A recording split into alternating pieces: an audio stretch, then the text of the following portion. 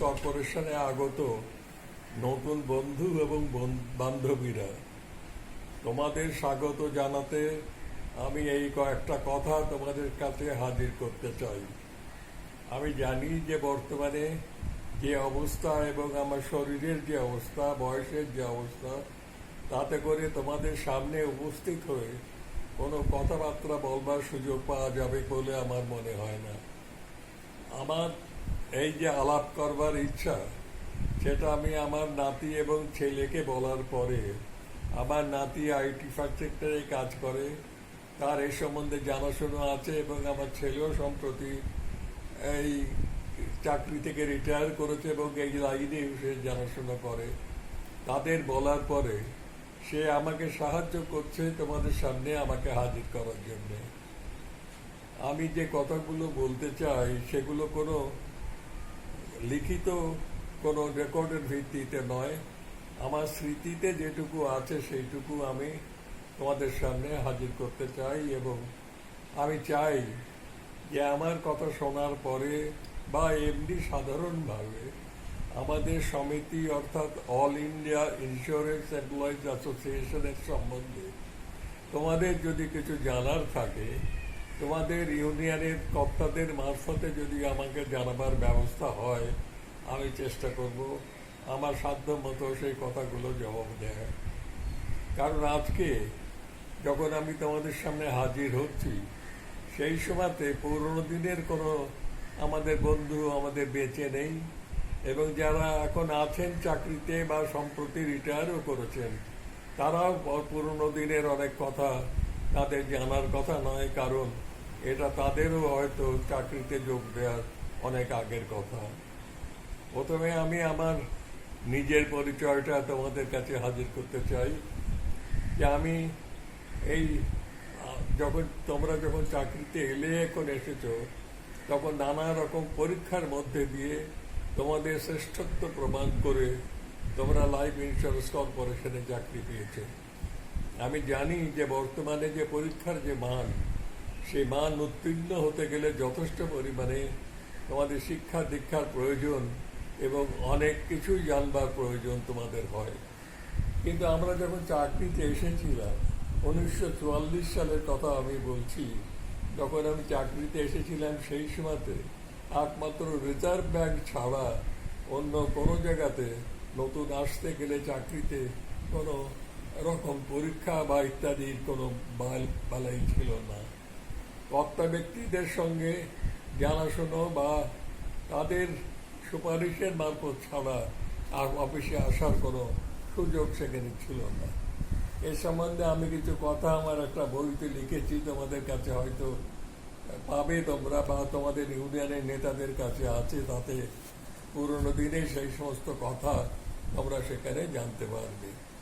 মোট কথা হলো এই যে আমি যে ইউনিয়ন করব, কর্মচারীদের দাবি দেওয়া নিয়ে লড়াই করব, এইরকম কোনো মানসিকতা নিয়ে যে চাকরিতে ঢুকেছিলাম সে কথা নয়। কিন্তু চাকরিতে ঢোকার পরে যে নানা রকম অবিচার এবং কর্মচারীদের পরে অত্যাচারের প্রতিবাদ করতে যেয়ে আমি এই ইউনিয়নের কাজে জড়িয়ে পড়ি, এবং সৌভাগ্য বলো বা দুর্ভাগ্য বলো, সেই 1944 সালে থেকে আজ পর্যন্ত আমি তোমাদের সঙ্গে যুক্ত আছি, এই সমিতির সঙ্গে যুক্ত আছি। যদিও বর্তমানে আমাকে নিজে হাজির হয়ে সেখানে কোনো কাজকর্ম করবার মতো শারীরিক অবস্থা বা মানসিক অবস্থা আমার নেই, তাহলেও আমি মোটামুটিভাবে খোঁজখবর রাখি। তারা আমাদের সঙ্গে, আমাদের ইউনিয়নের নেতারা আমার সঙ্গে যোগাযোগ রাখেন, তার মারফতে তোমাদের কথা আমি জানতে পারি। তো মূল কথা হচ্ছে এই যে আজকে তোমরা জানি যে লাইফ ইন্স্যুরেন্স কর্পোরেশনে এসেছো, এবং সকলেই তোমরা অল ইন্ডিয়া ইন্স্যুরেন্স এমপ্লয়িজ অ্যাসোসিয়েশনের সভ্য তোমরা হয়েছ, এবং তোমাদের বর্তমানের যে বাজারের অবস্থা, সেই অবস্থাতে আমি ধন্যবাদ দেব আমাদের ইউনিয়নের নেতৃত্বকে, যে তারা বুঝতে পারছিলেন যে অল্প দিনের মধ্যেই হয়তো নতুন চাকরির রাস্তা বন্ধ হয়ে যাবে। পুরনো যারা চাকরিতে আছেন বিভিন্ন জায়গায় নানাভাবে তাদের চাকরি থেকে বিদায় নেওয়ার ব্যবস্থা সেখানে হচ্ছে। এই আমাদের পাশেই লাইফ ইন্স্যুরেন্স আমাদের এআইআইয়েরই সভ্য, যারা জেনারেল ইন্স্যুরেন্সে কাজ করেন, সেখানে কয়েক বছর আগে সেখানে ভলেন্টারি রিটায়ারমেন্ট স্কিম নামে একটা স্কিম চালু করে প্রায় 1,00,000 কর্মচারীকে তারা চাকরি থেকে বিদায় দিবেন।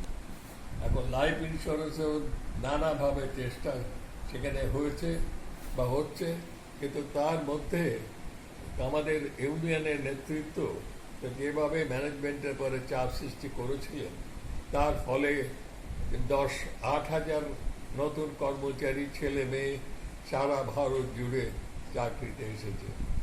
এবং আমার মনে হয় যে বাংলাভাষী যে ডিভিশনগুলো আছে, যারা বাংলা জানে, সেখানে যে সমস্ত কর্মচারীরা এসেছেন তাদের সংখ্যা কমপক্ষে 1,000-এরও উপরে হবে। সেই তাদের উদ্দেশ্য করে তোমাদের কাছে যে আমি কথাগুলো বলছি, সামনাসামনি হাজির হয়ে কথা বলার সুযোগ না থাকার জন্যে হয়তোবা আমার এই কথাবার্তার মধ্যে দিয়ে আমাদের যে পুরনোকালের যে বন্ধুবান্ধব যারা চাকরিতে এখন আছেন, তারাও হয়তো খানিকটা পরিমাণে পুরনো দিনের কথা মনে করে আনন্দ পাবেন।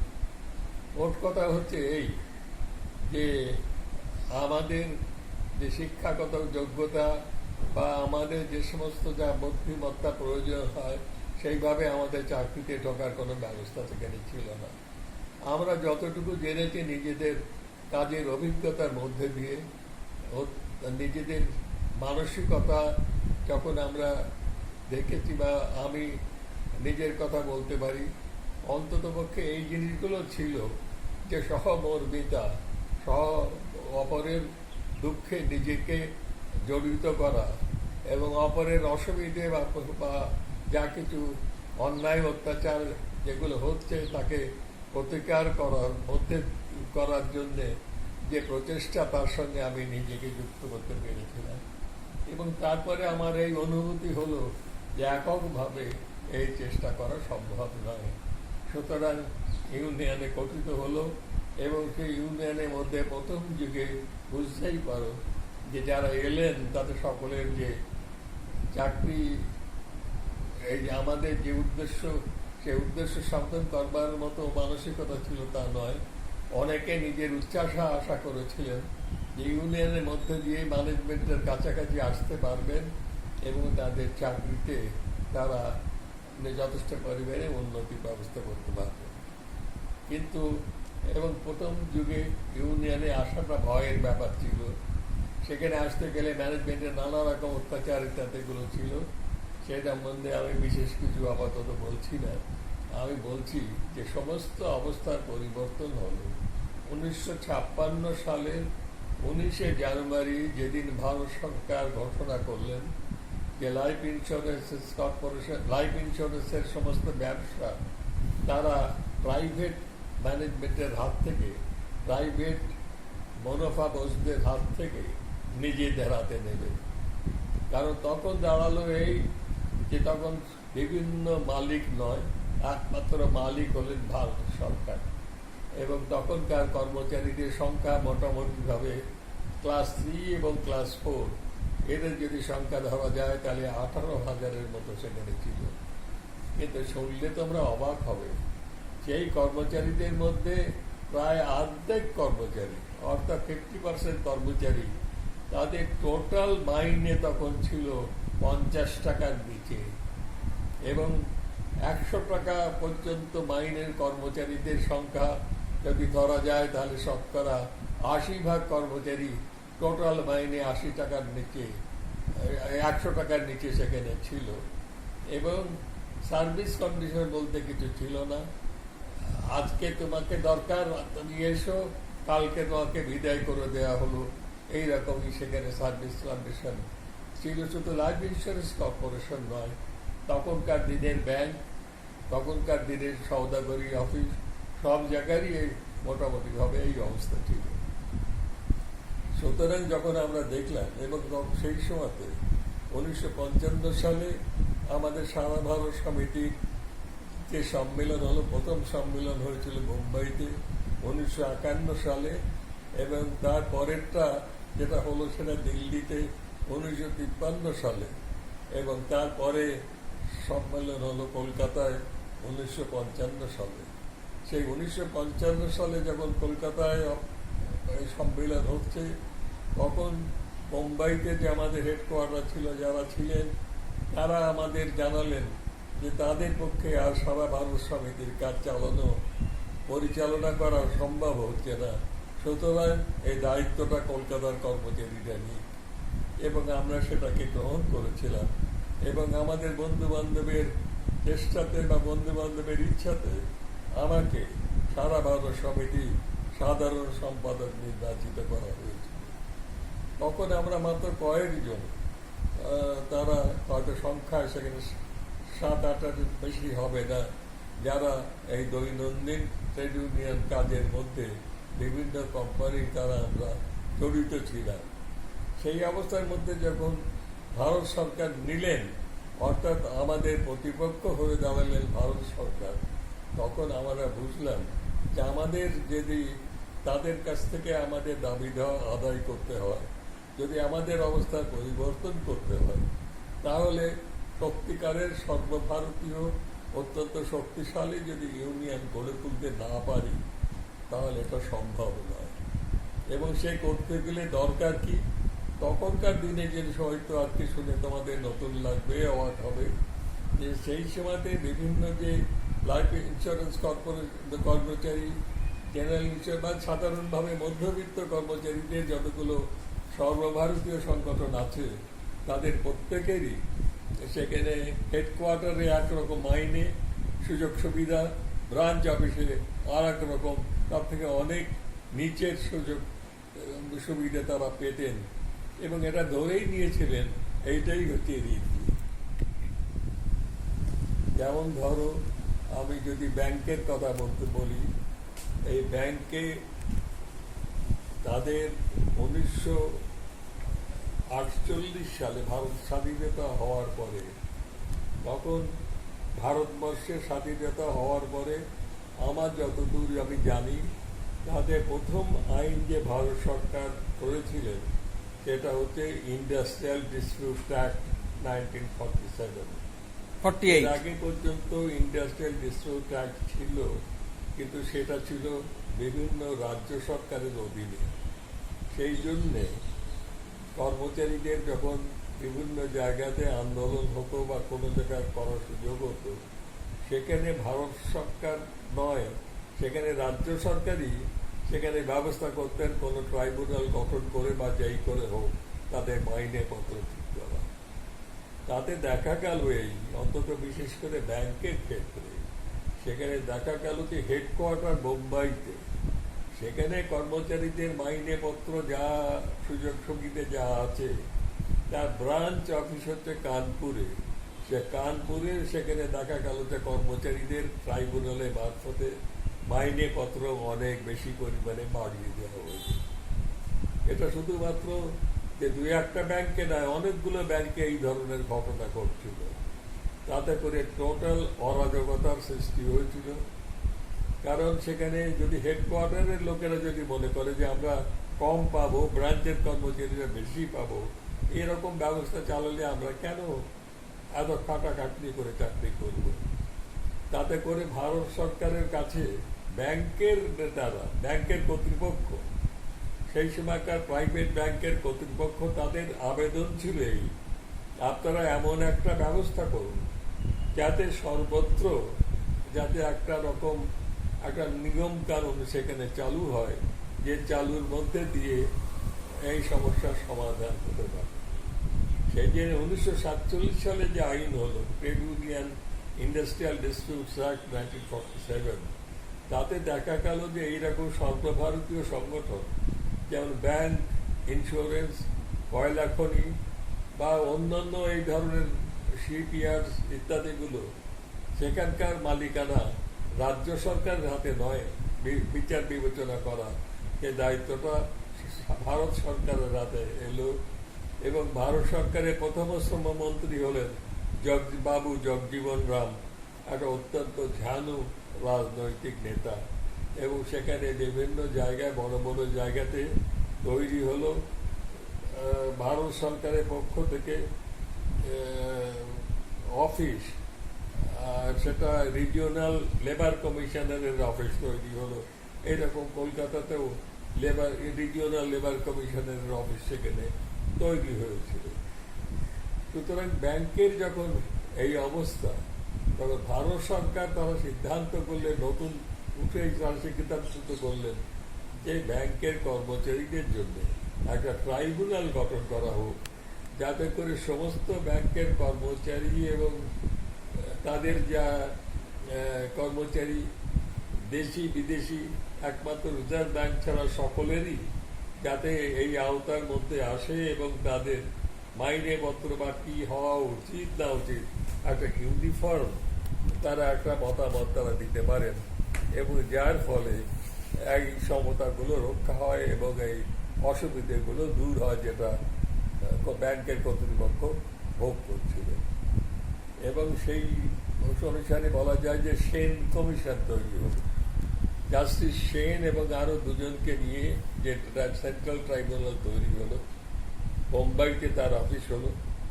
তারা প্রথমেই তাদেরকে বলে দেওয়া হলো ইন্ডাস্ট্রিয়াল ডিসপিউটস অ্যাক্টে দুই পক্ষের কথা শুনে এবং তারা বিচার বিবেচনা করে যা সিদ্ধান্ত করবেন সেই সিদ্ধান্তগুলোই তারা ভারত সরকারের কাছে সুপারিশ করবে।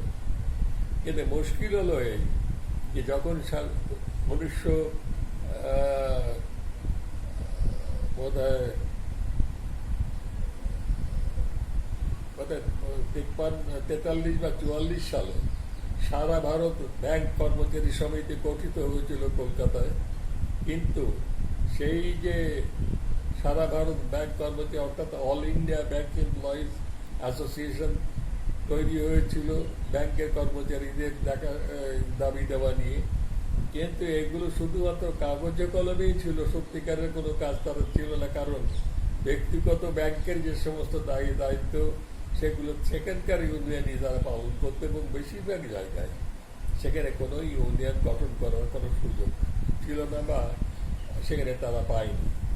কিন্তু এই ট্রাইব্যুনাল গঠন করার ফলে দাঁড়ালো এই, যদি ট্রাইব্যুনালকে যদি দুই পক্ষের কথা শুনতে হয় তাহলে, এবং সমস্ত ব্যাংক যখন এর মধ্যে এই আওতার মধ্যে এসেছে, সেজন্য তাদের দরকার কি? দরকার হচ্ছে প্রত্যেকটা ব্যাংকে তাহলে তাদের পক্ষ থেকে, কর্মচারীদের পক্ষ থেকে কিছু বক্তব্য সেখানে বলা বা তার মালিকদেরও কিছু বলার সুযোগ সেখানে দেওয়া উচিত। সেই জন্য তারা সেখানে বললেন যেটা ব্যক্তিগতভাবে কোনো ব্যাংকের কর্মচারী অথবা সমিতিবদ্ধভাবে কোনো কর্মচারী মিলিতভাবে তাদের দাবি পেশ করতে পারেন। এই উপলক্ষে সমস্ত ভারতবর্ষে দেখা গেল যেখানে কোনো ইউনিয়ন করা সম্ভব হয়নি মালিকের তাড়নার জন্য, সব জায়গায় ইউনিয়ন গঠিত করতে হলো, কারণ ট্রাইব্যুনালের কাছে তারা তাদের বক্তব্য পেশ করবে। এবং এই ইন্ডাস্ট্রিয়াল ডিসপিউটস অ্যাক্টের মধ্যে একটা ধারা সেখানে ছিল, যতদিন ধরে এই ট্রাইব্যুনাল চলবে বা লেবার ডিপার্টমেন্টের কাছে তাদের দাবি দেওয়ার ডিসপিউটগুলো থাকবে, ততদিন পর্যন্ত কোনো পক্ষ অর্থাৎ শ্রমিক পক্ষ এবং মালিক পক্ষ কোনো রকম ব্যবস্থা নিতে পারবে না একে অপরের বিরুদ্ধে।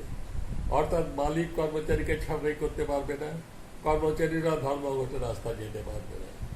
এই যে সুযোগ তারা পেলেন কর্মচারীরা, অর্থাৎ তাদের ইউনিয়ন করলে তাদের কোনো ভয় কিছু নেই, তাদের ছাঁটাই হওয়ার ভয় কিন্তু তাদের কিছু নেই, এবং সব জায়গায় ইউনিয়ন তাদের তৈরি করার সুযোগ তারা পেলেন। এবং তাদের নেতারা সকলেই বোম্বেতে হাজির হওয়ার জন্য সুযোগ পেলেন, এবং ট্রাইব্যুনাল থেকে বলে দেওয়া হলো ব্যাংকের যারা মালিক তাদেরই এই দায়ভার বহন করতে হবে। অন ডিউটি হিসেবে প্রত্যেকটা ব্যাংকের দুজন করে কর্মচারী বা ইউনিয়নের নেতা যারা বোম্বেতে আসতে পারবেন, থাকতে পারবেন, তারা সেখানে ট্রাইব্যুনালের সামনে নিজেদের বক্তব্য পেশ করতে পারবে। এইটা ব্যবস্থা হলো সারা ভারতের ব্যাংকের নেতারা 1 বছর 1.5 বছরের উপর এক জায়গায় থেকে তাদের নিজেদের দাবি দেওয়া, আলোচনা ইত্যাদি তাদের মারফতে একটা শক্তিশালী সর্বভারতীয় ইউনিয়ন গড়ে তোলার ব্যবস্থা তারা করতে পারল। কিন্তু আমরা চেয়েছিলাম যে ইন্স্যুরেন্সেও যদি এই রকম ধরনের কোনো ব্যবস্থা পাওয়া যায়, তাহলে আমরা যেখানে ইউনিয়ন করতে পারিনি, কারণ কলকাতায় যখন 1955 সালে সম্মেলন হলো, সেখানে যে রিপোর্ট দেয়া হলো তাতে দেখা গেল যে সমিতিতে নামবদ্ধ হওয়া, অর্থাৎ যারা সারা ভারত বীমা কর্মচারী সমিতি, তখনকার যে কনস্টিটিউশন ছিল, নিয়মতন্ত্র ছিল, তাতে অত্যন্ত লুজ কনস্টিটিউশন ছিল, অর্থাৎ যাতে সমস্ত কর্মচারী এর মধ্যে জড়িত হতে পারেন সেই জন্য সেখানে ছিল প্রাদেশিক সমিতি, তারা আসতে পারেন, কোম্পানি ওয়াইজ ইউনিয়ন আসতে পারেন, এবং সেখানকার কোনো লোকাল যদি কোনো ইউনিয়ন থাকে তারা যদি দরকার মনে করে সোজাসুজি ভারত এই অল ইন্ডিয়া ইন্স্যুরেন্স এমপ্লয়িজ অ্যাসোসিয়েশনে সম্ভব হতে পারে। এইরকম ধরনের ব্যবস্থা সেখানে ছিল। এবং আমরা চেয়েছিলাম 1953 সালে যখন দিল্লিতে কনফারেন্স হলো, সেখান থেকে একটা সর্বভারতীয় চার্টার অফ ডিমান্ডস আমরা তৈরি করতে পেরেছিলাম। এবং আমরা তখনকার যিনি লেবার মিনিস্টার ছিলেন, সেন্ট্রাল লেবার মিনিস্টার, তার নাম হচ্ছে খান্দুভাই দেশাই, তিনি গুজরাটের একজন কংগ্রেসের বড় নেতা। এবং আমরা তার কাছে আমাদের নেতা সরোজিনী প্যাটেল ব্যারিস্টার, বোম্বাইতে যথেষ্ট পরিমাণে তার নাম আছেন, তিনি নিজেও গুজরাটের লোক, এবং তাকে নিয়ে আমরা গেলাম এই আশা নিয়ে যে আমাদের দাবি দেওয়া শুনে তিনি এইরকম ব্যাংকের মতো সর্বভারতীয় ট্রাইব্যুনাল গঠন করবেন, এবং তা যদি হয় তাহলে আমাদের বিভিন্ন জায়গায় ইউনিয়ন করবার সুযোগ সুবিধা আমাদের পাওয়া যাবে। কিন্তু দেখা গেল সেখানে খান্দুভাই দেশাই বললেন, ব্যাংকের ক্ষেত্রে আমরা মস্ত বড় ভুল করেছি, আমরা যদি এই ট্রাইব্যুনাল যেখানে না দিতাম তাহলে সেখানে এইরকম শক্তিশালী ব্যাংকের ইউনিয়নগুলো গঠিত হতে পারত না, আমরা ইন্স্যুরেন্সের কাছে এরকম ভুল আর করতে চাই না। তার উত্তরে তা যখন আমরা বললাম বিভিন্ন জায়গাতে নানা রকম মালিকের অত্যাচার আছে, তিনি সেখানে বললেন তাহলে আলাদা আলাদা তোমরা সেই সব জায়গায় ইউনিয়ন করো, তাদের দাবি দেওয়া পেশ করো, যদি ভারত সরকার মনে করে সেই সমস্ত জায়গাতে ট্রাইব্যুনাল বসাবার দরকার, আলাদা আলাদা কোম্পানি ওয়াইজ ট্রাইব্যুনাল হবে। এবং এইভাবে ওরিয়েন্টাল ইন্স্যুরেন্স, হিন্দুস্তান ইন্স্যুরেন্স এবং আরো অনেক ছোটখাটো জায়গাতে এরকম ট্রাইব্যুনাল হলো। কিন্তু আমাদের যে উদ্দেশ্য যেটা ছিল যে সর্বভারতীয় ক্ষেত্রে যে একটা ট্রাইব্যুনাল বসানো এবং ইউনিয়ন করা, শক্তিশালী সর্বভারতীয় সংগঠন করা, তখনও পর্যন্ত সম্ভব হয়নি।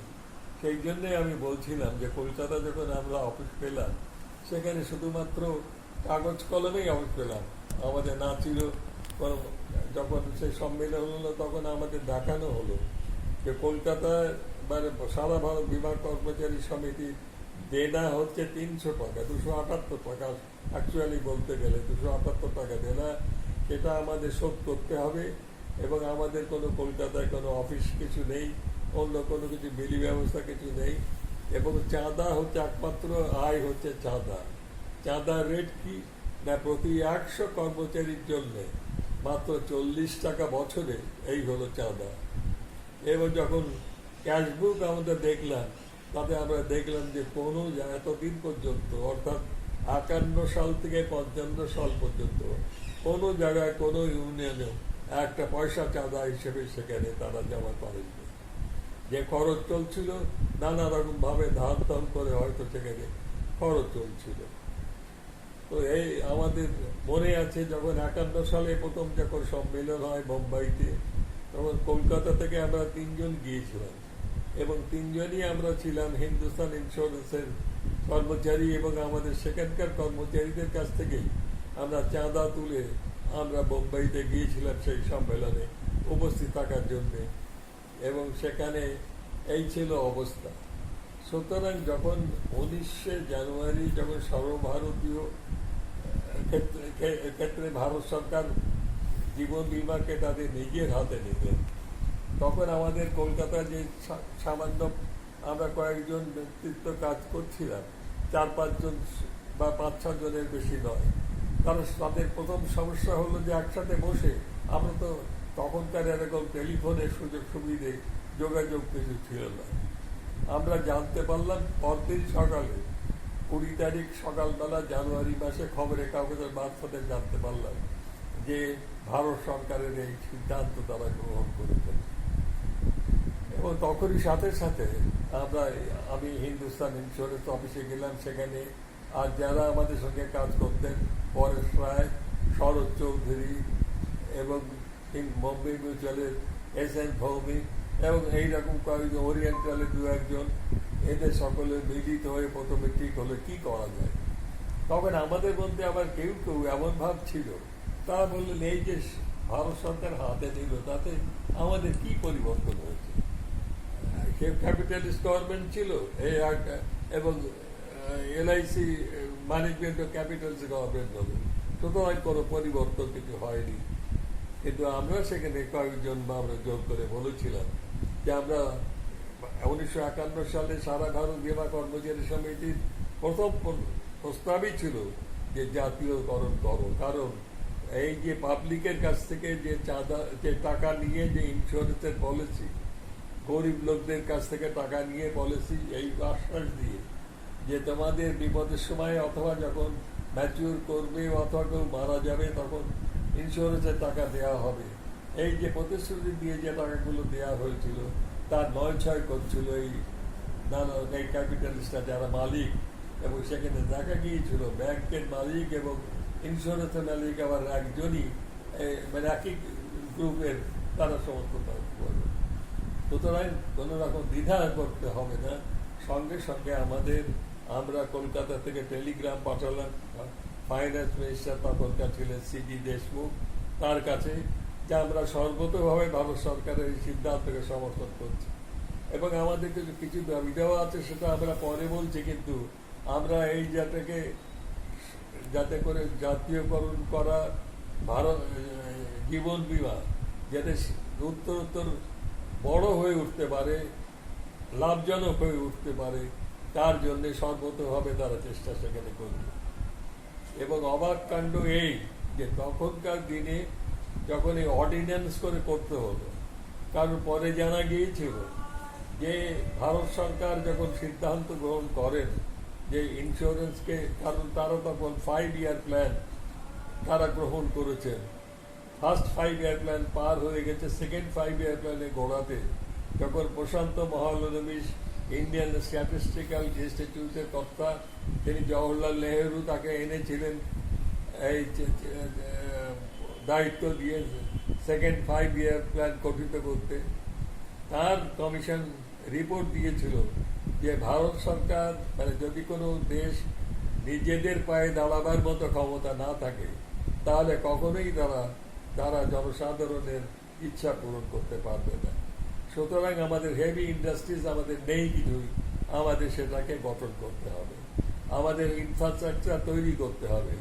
এই সমস্ত করতে গেলে যখন বিদেশি কোনো সরকার তারা দিতে রাজি হলো না কোনো রকম সাহায্য, তারা বললো তোমাদের এই সমস্ত করার কিছু দরকার নেই, তোমাদের যা দরকার আমরা ফিনিশড প্রোডাক্টস আমরা আমাদের দেশ থেকে তোমাদের দেশে দেবো। এতদিন পর্যন্ত কলোনিয়াল গভর্নমেন্ট যেভাবে সেখানে করেছে, কিন্তু সেটা অগ্রাহ্য করা হয়েছিল।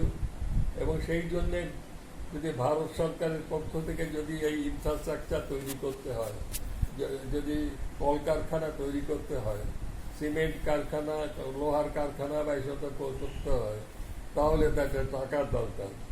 এবং তখন প্রাইভেট সেক্টরের কাছে অ্যাপিল করা হলো, দেখা গেল তখনকার সব থেকে বড় যে ইন্ডাস্ট্রিয়ালিস্ট টাটা গ্রুপ, তাদের ক্যাপিটাল মাত্র আছে 16 কোটি টাকা, এবং সেখানে যেখানে শত শত কোটি টাকা দরকার সেখানে তাদের, এবং তাছাড়া তারা এটাতে কোনো আগ্রহ প্রকাশ করলো না, কারণ ইনফ্রাস্ট্রাকচারে যে টাকা যদি লগ্নি করা হয় তার লাভ আসতে কয়েক বছর লেগে যায়, সঙ্গে সঙ্গে তার লাভ কিছু পাওয়া যায় না।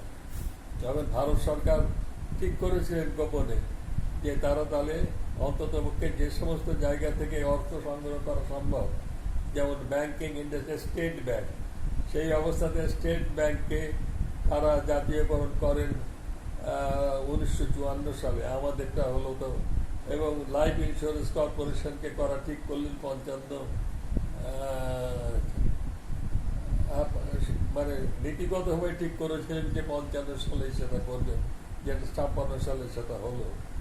এবং তার জন্যে তারা করলেন যে ঠিক করলেন তারা গোপনে অত্যন্তভাবে, যারা যদি তারা মনে করেছিলেন তারা, এবং সঠিকভাবে মনে করেছিলেন যে যদি এটা জানাজানি হয়ে যায় যে ভারত সরকার লাইফ ইন্স্যুরেন্স কর্পোরেশনকে তাদের নিজেদের হাতে দেবেন, তাহলে শোনার সাথে সাথে লাইফ ইন্স্যুরেন্স কর্পোরেশনের এই লাইফ ইন্স্যুরেন্সের মালিকদের হাতে যে সমস্ত টাকা আছে, লাইফ ইন্স্যুরেন্সের যে সমস্ত টাকা গচ্ছিত আছে, যে সমস্ত সম্পত্তি গচ্ছিত আছে, সমস্তগুলো বেনামি সেখানে হয়ে যাবে।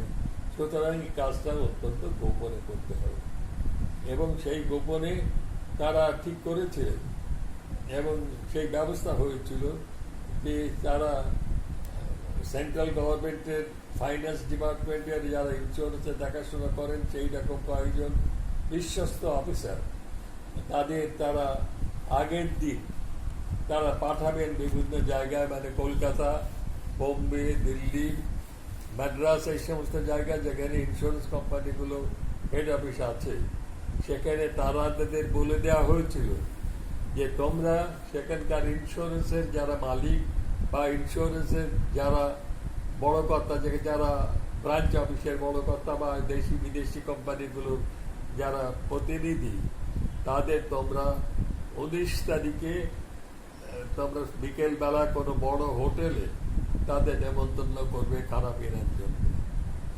এবং সেখানে ভারত সরকার তখন তো টিভি ছিল না, একমাত্র কমিউনিকেশনের ব্যবস্থা ছিল রেডিওতে, এবং তারা বললেন যে সেখানে করবে, এবং 8টার সময় সেখানে ভারত সরকারের পক্ষ থেকে কিছু গুরুতর ঘোষণা সেখানে করা হবে।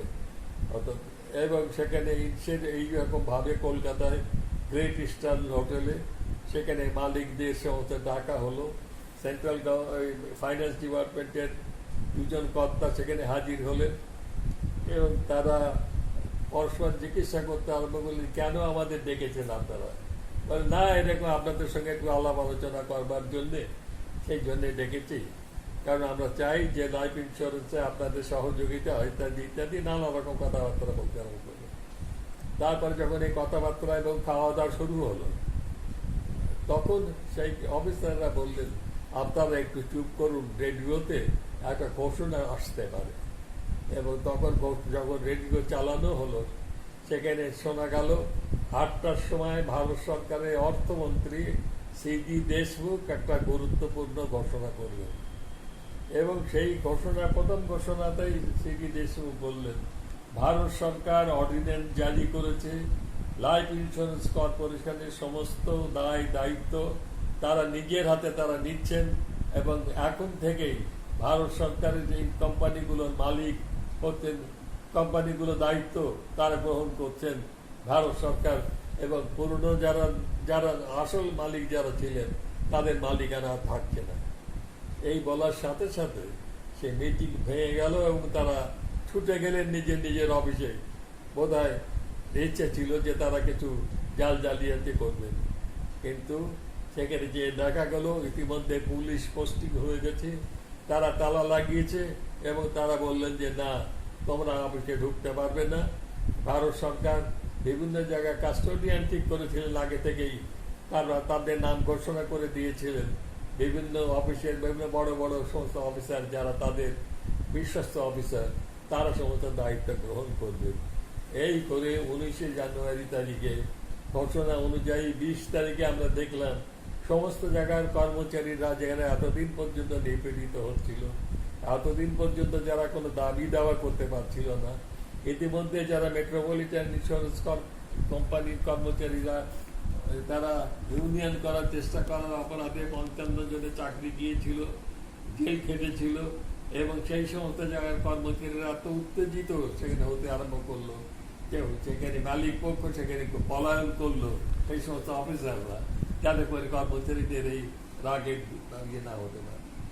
সঙ্গে সঙ্গে সারা ভারতের যে কজন আমরা কলকাতাতে যে নেতারা যারা ছিলেন, তারা ঘোষণা করে দিলাম যে আমরা টিফিনের সময় হিন্দুস্তান লীগের সামনে আমরা সাধারণ সভা করব এবং আমাদের বক্তব্য আমরা রাখব।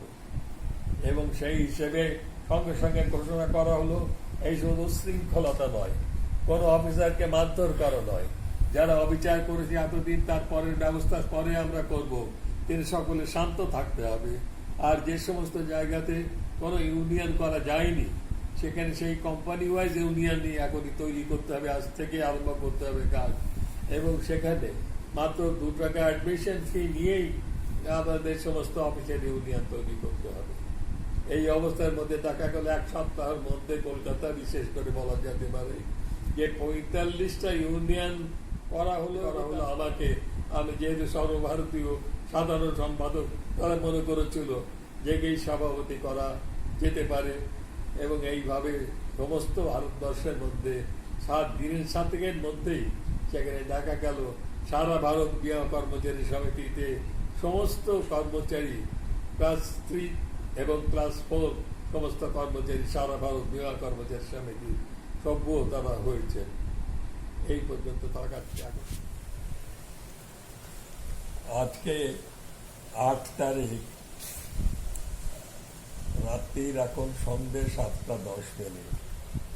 8 জুলাই। কালকে অনেক কথাই বলেছিলাম, তারপরে আমি দেখলাম যে সমস্ত কথাই আমার লেখা যে বই আছে স্মৃতিকথা, সেটা পড়লেই সেটা বোঝা যাবে এবং সেখানে জানা যাবে। এবং সেখানে প্রত্যেকটা জায়গার ইউনিয়নের নেতৃত্বের কাছে চাইলেই সেটা পাওয়া যাবে। সেই জন্য আমি সে কথা আর না বলে, এবং আমার সঙ্গে যোগাযোগ করার বা ইউনিয়নের সঙ্গে যোগাযোগ করার কোনো অসুবিধে কিছু নেই। যদি কেউ এই সম্বন্ধে বা অন্য কোনো সম্বন্ধে আরও কিছু জানতে চান, তাহলে আমার সঙ্গে যোগাযোগ করলে আমি সেটা নিশ্চয়ই বলে দিতে পারব। আজকে মূল কথা হচ্ছে, যেটা আমি আপনাদের সামনে বা তোমাদের সামনে আমি হাজির করতে চাই, সেটা হচ্ছে এই: তোমরা যেভাবে লাইফ ইন্স্যুরেন্স কর্পোরেশনের এই পরীক্ষা পাশ করে এসেছো, যেটা সাধারণ পরীক্ষা বলা চলে না, এবং আমার জানি আমি যে শুধুমাত্র যে আমাদের যে মিনিমাম কোয়ালিফিকেশন ছিল গ্রাজুয়েশন, সেই গ্রাজুয়েশন নয়, অনেকেই আছে যারা পোস্ট গ্রাজুয়েট করেছো অনেক ভালোভাবে, যারা অনেক কিছু কিছু আছে যারা MBA পাশ করেছেন, কিছু এমনকি ইঞ্জিনিয়ারিংও পাশ করেছেন, তারাও এই পরীক্ষাতে বসেছেন লাইফ ইন্স্যুরেন্স কর্পোরেশন আসার জন্য। কারণ এখানকার যে সার্ভিস কন্ডিশন এবং মাইনেপত্র যা আছে, সেটা বর্তমানের তুলনায় অন্য সমস্ত জায়গার তুলনায় অনেক ভালো এবং বেশি, এবং পেনশন আছে এবং আরও অনেক কিছু আছে। সুতরাং আমি সেদিকে আর না যেয়ে আমি শুধু এইটাই বলতে চাই, এবং এর ভিতর দিয়ে এটা অন্তত পক্ষে বোঝা যায় যে এই পরীক্ষাতে বসতে গেলে এবং পাশ করতে গেলে যে পারিপার্শ্বিক অবস্থার প্রয়োজন হয়, অর্থাৎ তোমাদের যারা পরীক্ষাতে এসেছো তাদের, এবং যারা পরীক্ষাতে বসেছে পারেনি তাদেরও আমি এটা বলতে চাইছি এই যে তাদের অন্তত পক্ষে সচ্ছল পরিবারের তোমরা সন্তান, এবং এটা বলতে কোনো রকম মানে সত্যের কোনো ত্রুটি কিছু হবে না। কারণ হচ্ছে এই যে তোমাদের যারা পিতামাতা, তারা চেষ্টা করেছেন তোমাদের যত ভালো কিছু দিয়ে, তোমাদের ভালো স্কুলে পড়িয়ে, ভালো কলেজে পড়ার ব্যবস্থা করে, এবং তোমাদের তৈরি সেখানে করেছে। এবং তোমাদের কাছে এইটাই আমার মনে হয় যে তারা বলেছিলেন সবসময়তেই, দেখো তোমরা বড় হচ্ছ, তোমরা লেখাপড়া শিখছ, এবং তোমাদের এই কথা মনে করার দরকার এই যে তোমরা নিজের চেষ্টাতেই তোমরা যে এগিয়ে যাচ্ছ, তাতে করে এটা তোমাদের মনে করা দরকার যে কেউ তোমাকে তোমার সাহায্যের হাত বাড়িয়ে দেবে না। তোমাকে নিজেরাই নিজেদের ব্যবস্থা তোমাদের সেখানে করতে হবে, এবং তোমার কাছে একমাত্র তুমি নিজেই তোমার নিজের ভবিষ্যৎ গড়ে তুলতে পারো। সুতরাং এই মনোভাব নিয়েই বেশিরভাগ ছাত্রছাত্রী বড় হয়ে উঠছে, এবং তারা মনে করছে যে আমরা যদি এগিয়ে যেতে চাই, তাহলে নিশ্চয়ই অপরের সঙ্গে কম্পিটিশন করেই আমাদের এগিয়ে যেতে হবে।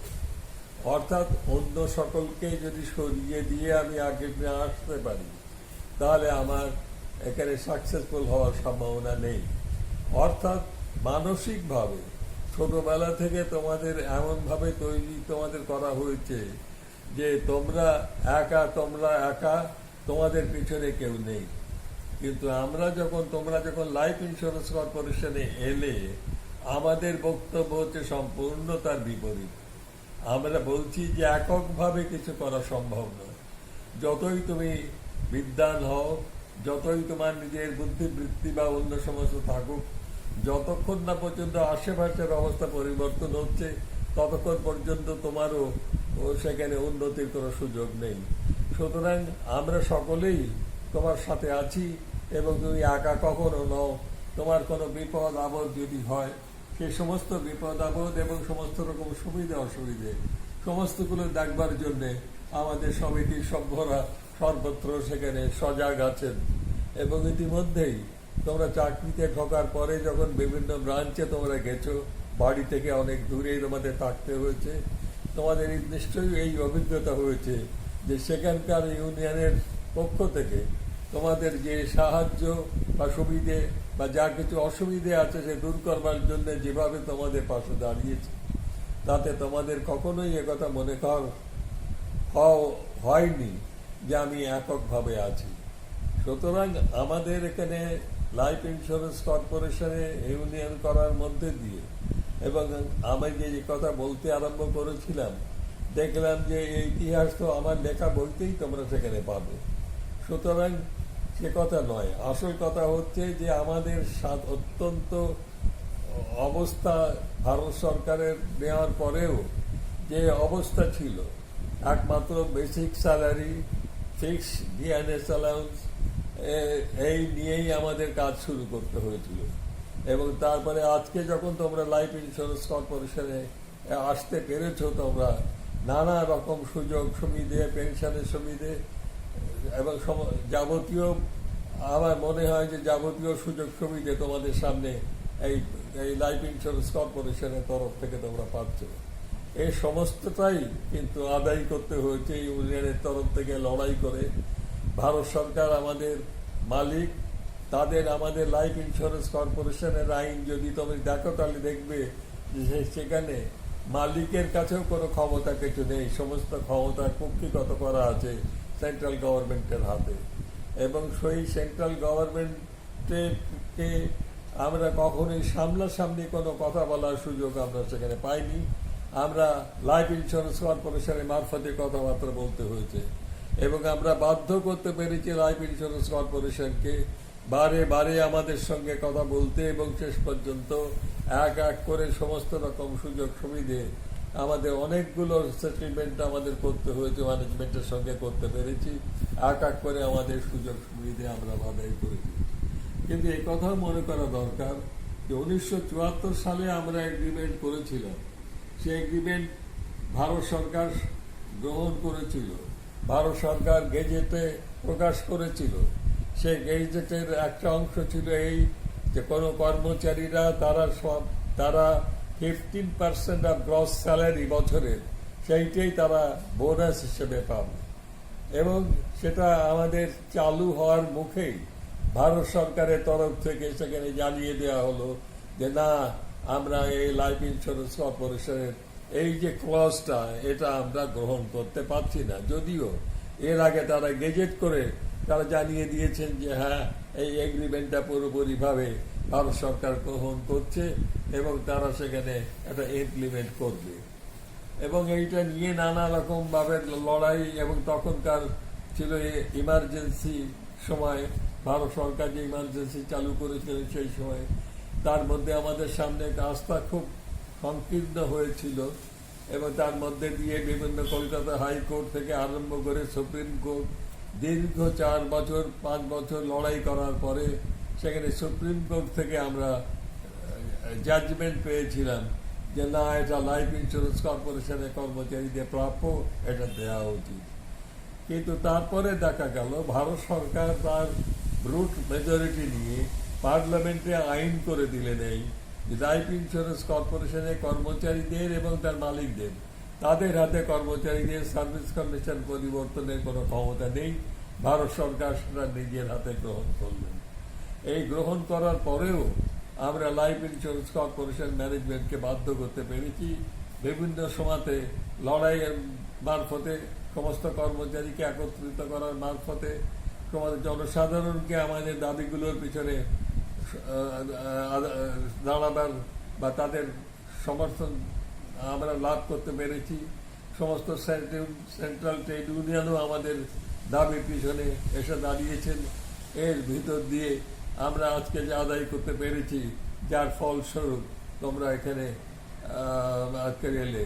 এবং এটা মনে রাখা দরকার যে ঠিক তোমরা আসার সাথে সাথে বা কয়েকদিন পরেই ভারত সরকার ঘোষণা করে দিলেন আবার নতুন কোনো জায়গায় চাকরি হবে না, কোনো জায়গাতেই পূরণ যে সমস্ত ভ্যাকেন্সি আছে সে ভ্যাকেন্সি পূরণ করা হবে না, রেলকে বেসরকারীকরণ করা হবে, লাইফ ইন্স্যুরেন্স কর্পোরেশনের শেয়ার বাজারে বিক্রি করা হবে, অর্থাৎ প্রাইভেটের হাতে এই সমস্ত দেওয়া হবে। সুতরাং তার বিরুদ্ধে যে ইউনিয়ন লড়াই করছে এবং সেই লড়াইতে তোমাদের সামিল হতে হবে এবং তোমরা কখনোই একক নও। তোমার সঙ্গে তোমার পিছনে ইউনিয়ন আছে এবং তোমার পিছনে তোমরা যদিও বাড়ির থেকে অনেক দূরে তোমরা আছো, কিন্তু তোমাদের নিশ্চয়ই ইতিমধ্যে এই ধারণা তৈরি হয়েছে যে তুমি একা সেখানে নাও, তোমার পিছনে সমস্ত কর্মচারীরা তোমার পিছনে সেখানে আছে। এবং এই যে আমাদের একত্ববোধ, এই যে একে অপরের সম্বন্ধে মমত্ববোধ এবং তার পক্ষে দাঁড়ানোর যে মানসিকতা, সেই মানসিকতা নিয়ে তোমরা এগিয়ে যাবে এবং ভবিষ্যতে আগামী কয়েক বছরের মধ্যে আমাদের পুরনো যারা আছেন তারা সকলেই রিটায়ার করে যাবেন। কারণ দীর্ঘ 20 বছর 25 বছর কোনো রকম রিক্রুটমেন্ট হয়নি, তারপরে তোমরা আসতে পেরেছ এবং ভবিষ্যতের নেতা তোমাদের হতে হবে। তোমাদের মধ্যে যে কোয়ালিটি আছে আমি জানি, সেই কোয়ালিটিকে আস্তে আস্তে করে ডেভেলপ করতে হবে এবং ইউনিয়নের সাথে ইউনিয়নের নেতারা তোমাদের সাহায্য করবেন। এবং আমি চাই যে তোমরা পড়াশুনো করো, ভারতকে জানো, আমাদের দেশকে জানো, আমাদের দেশের সুবিধে অসুবিধেগুলো জানো এবং সেটা জানবার মধ্যে দিয়ে, এবং জানি আমি অনেকে তোমরা জানো এগুলো, কিন্তু তাহলে নতুন দৃষ্টিতে পড়লে তোমরা বুঝতে পারবে কিরকম অবস্থার মধ্যে, কিরকম দুরবস্থার মধ্যে আমরা সেখানে আছি। সুতরাং আজকে সমস্ত ট্রেড ইউনিয়ন, সমস্ত জনসাধারণ ভারত সরকারের বিভিন্ন নীতির বিরুদ্ধে তারা সমস্ত লড়াইয়ের রাস্তায় ময়দানে এসেছে। সেই ময়দানেও তোমাদের যোগদান থাকবে এইটা আশা করে এবং তোমাদের ভবিষ্যৎ ভালো হোক এই কামনা করে আমি আমার বক্তব্য শেষ করতে চাই। পরিশেষে বলতে চাই আমি একজন পুরনো কর্মচারী এবং তোমাদের সহযোগী ছিলাম আমি অতীতে, এবং আমার যদি কোনো প্রয়োজন পড়ে আমাকে আমার সঙ্গে যোগাযোগ করার কোনো রকম অসুবিধে বা ভয় বা ভীতি বা কোনো সংকোচ থাকবে না।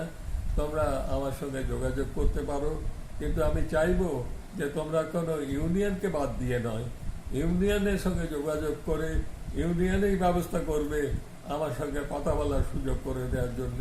যেভাবে আমি তোমাদের সামনে আজকে হাজির হয়েছি, আমি আশা করি আমার এই আশা তোমরা পূর্ণ করবে। কারণ তোমরা আমাদের যেভাবে তোমরা এসেছো, লড়াই করেছো, যেভাবে তোমরা এআইআই এর মেম্বার হয়েছো, তাতে আমার বিশ্বাস আরো বেশি করে দৃঢ় হয়েছে যে তোমাদের ভবিষ্যৎ অত্যন্ত উজ্জ্বল। একটু অন্তত পক্ষে জনসাধারণের সমস্ত দুঃখ দুর্দশার শরিক হয়ে তোমরা এগিয়ে যাবে, এই কথা বলে আমি তোমাদের আর একবার অভিনন্দন জানিয়ে আমার বক্তব্য আমি শেষ করছি।